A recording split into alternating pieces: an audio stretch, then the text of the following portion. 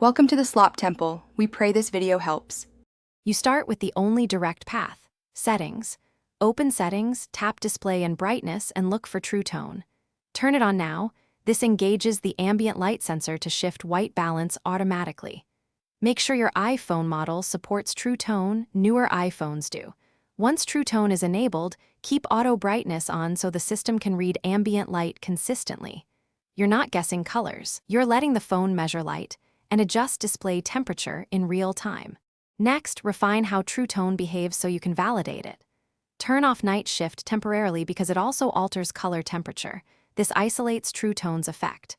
Place the phone in different light conditions, indoor tungsten, daylight and shade, and direct sun, and observe the white balance shifting.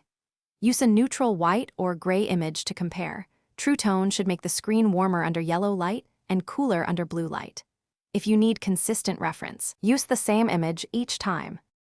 To finish, confirm True Tone stays responsive across lighting. Update iOS if the True Tone toggle is missing. Software updates restore display features.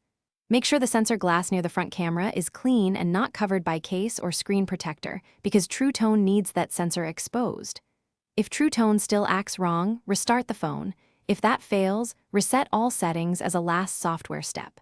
Quick troubleshooting tip: if colors look off, disable Night Shift and compare again. Thanks for watching.